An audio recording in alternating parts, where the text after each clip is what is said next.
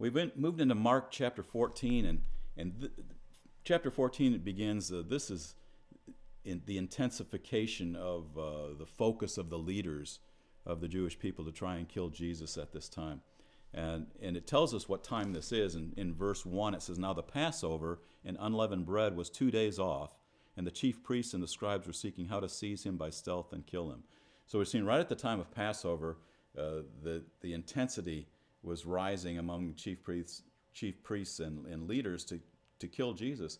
And there's a reason. It's because God, in His oversight and His sovereignty, has overseen this and put this into a time frame. When I became a Christian, this is one of the first revelations I had. I became a Christian. I thought the thing that hit me was Jesus didn't die on Passover by chance. That was a plan. That was a plan.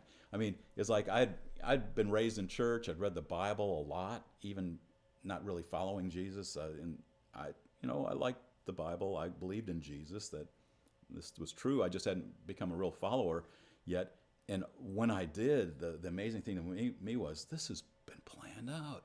This is an amazing plan, and it wasn't just a happenstance that wow, look, he died on Passover. Isn't that something?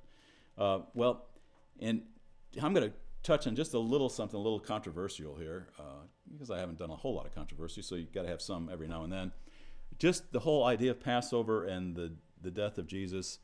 In our society today, we celebrate what we call Easter, which we should actually just do Passover, because that's when Jesus was actually killed. Sometimes Easter falls on Passover, etc., but it doesn't always. And then we also celebrate what's called Good Friday, and that's the controversy here. Is I really don't believe Jesus died on a Friday. He said one thing. He said, "I'm not going to. Evil and adulterous generation seeks a sign. I will not give a sign except this, the sign of Jonah, that he stayed in the belly of the whale 3 days and 3 nights, and so I'll be in the belly of the earth 3 days and 3 nights." And so if we go Friday to Sunday morning, it's really hard to get 3 days and 3 nights. And here's some of my reasoning, both the logical and the scriptural. I'm going to bring you some reasons from the scriptures as to why I believe that.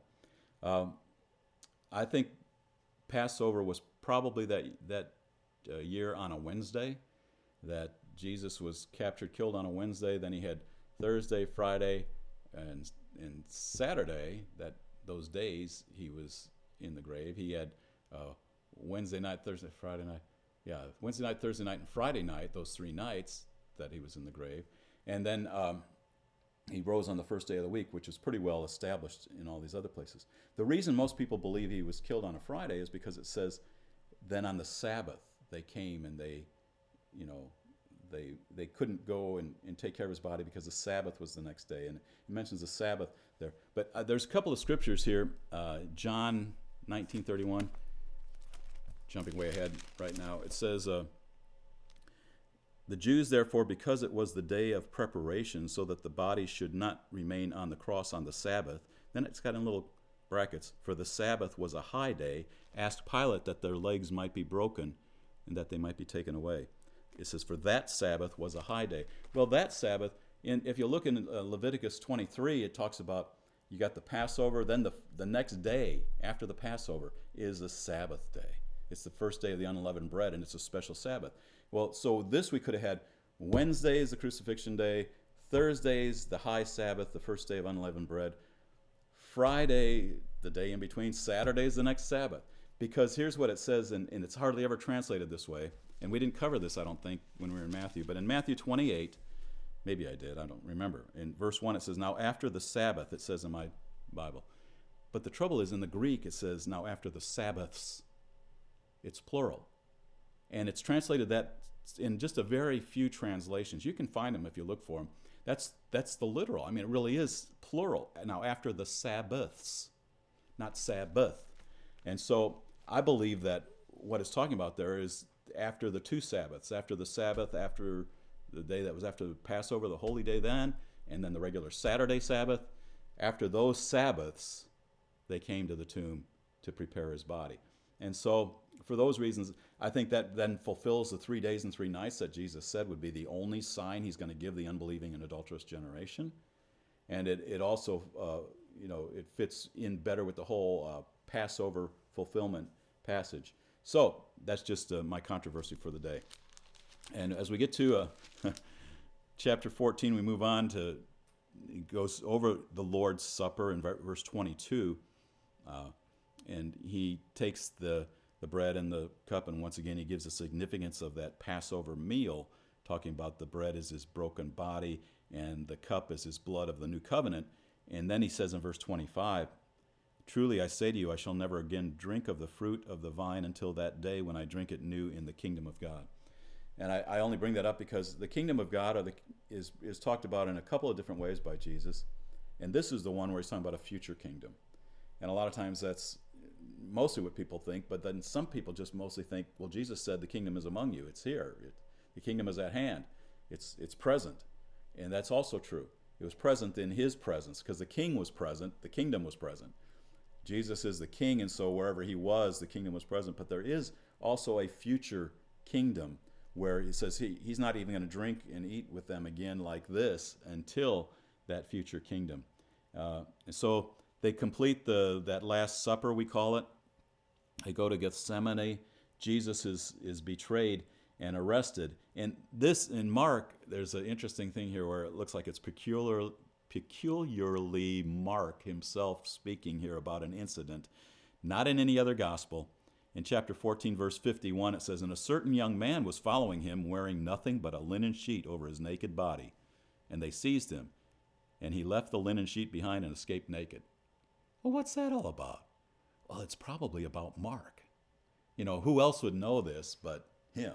That he was out there following, and it was late at night, and he just wrapped himself. He heard something was going on, wrapped himself in a sheet, was out, kind of seeing what's going on out here, and somebody grabs the sheet, and he runs, and he's left naked running home. And so, we get this account in the book of Mark. So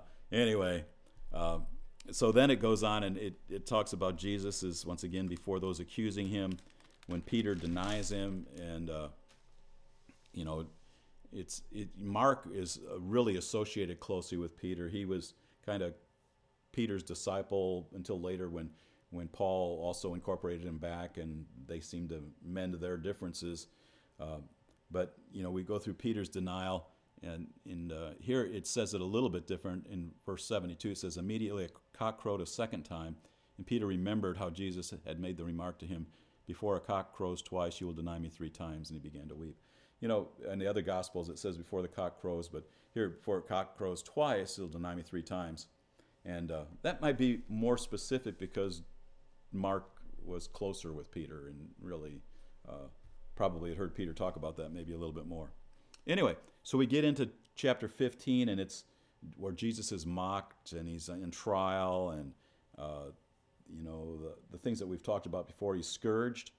Here it actually says he's scourged. I don't think Matthew it says that, but in verse 15 it says, and wishing to satisfy the multitude, Pilate released Barabbas for them, and after having Jesus scourged, he delivered him to be crucified. So he's beaten, he's whipped, he's scourged, and he's just ripped, his skin is ripped off his body.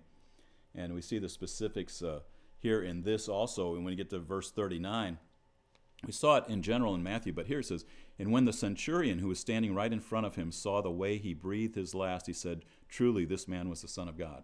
So we see the Roman centurion standing at the foot of the cross, and he sees Jesus' death, and something so dramatic in it, he says, this had to be the Son of God. So we find someone believing here at his death. And then as this chapter goes on, we find out as verse 42, it says, and when evening had already come, because it was the preparation day, that is the day before the Sabbath. So once again, we're at a day before the Sabbath. This would be the regular, what we would call Saturday. Joseph of Arimathea came, a prominent member of the council, who himself was waiting for the kingdom of God, and he gathered up courage and went in before Pilate and asked for the body of Jesus. So Joseph of Arimathea says he was waiting for the kingdom of God. He's one of these ones that believed that the Messiah was coming, the kingdom was coming. He believed that Jesus was this Messiah, probably not understanding it fully at this time, but he knew at least he wanted to do something to honor Jesus, and so he goes and asks for Jesus' body before Pilate.